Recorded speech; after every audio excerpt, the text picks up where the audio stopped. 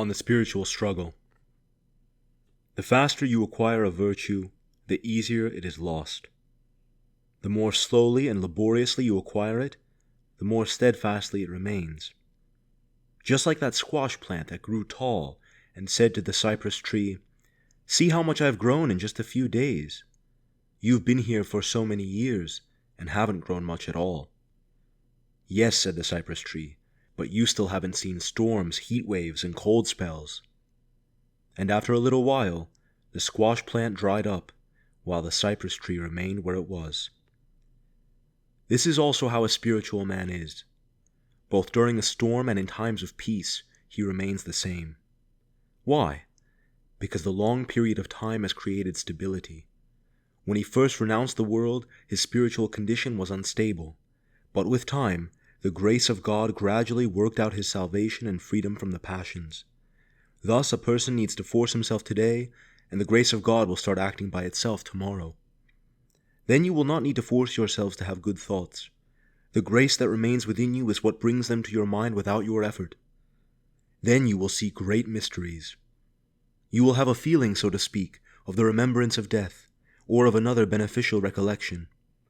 When you wake up and are still opening your eyes, instead of feeling sleepy, you will have progressed. You will have already passed through the entire mystery of theoria and will say, "But how does this thing happen, since I am still getting up? How does this thing happen?" All the same, the grace of God acts by itself. It is a result of a long-standing habit. The same thing happens with sin. Whether awake or asleep, a sinful man constantly thinks about evil. When sin is helped by a bad habit and by the devil, it becomes a constant evil. Likewise with good. A good habit assisted by the grace of God becomes second nature to him. 2. To suspect that someone supposedly thinks ill of you, or that they are saying things about you, is called a lie of the mind by the Holy Fathers.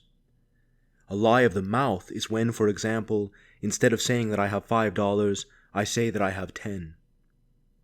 A lie of conduct is when, for example, instead of saying that I was late getting up for church due to my negligence, I say that I was tired because I worked a lot yesterday. 3. Fasting is an exceptional virtue.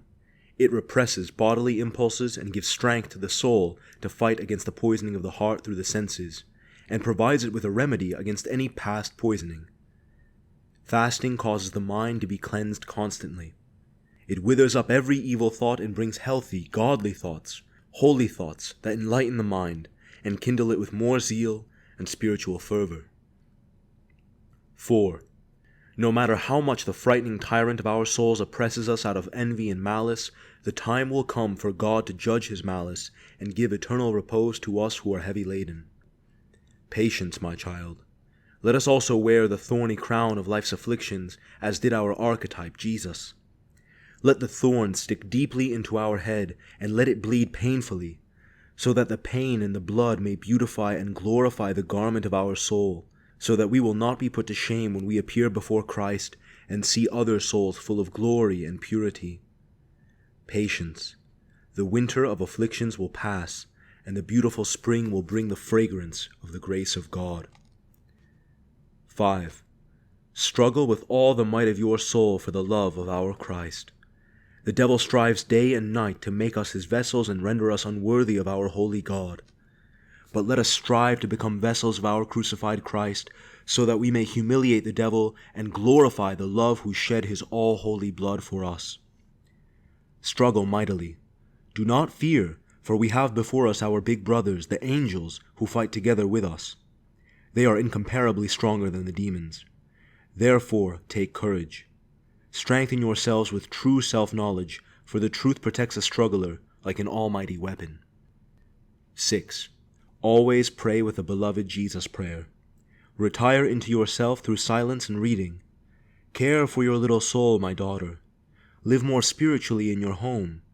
God is watching your situation, and the hour of grace will miraculously strike when the headquarters above decides. Weep humbly, praying, "What profit is it to a man if he gains the whole world and loses his own soul?" Satan employs all his means to prevent souls from ascending. Blessed is he who escapes from him and ridicules him. philosophize on the vanity of transitory things and on the authenticity of the constancy of the life in heaven, where the church triumphant dwells, awaiting and praying for the church militant, which fights the harsh fight today, for we will need the correct dogmas of our holy fathers and a burning faith in Christ. It is a time when the devil will deceive, if possible, even the elect.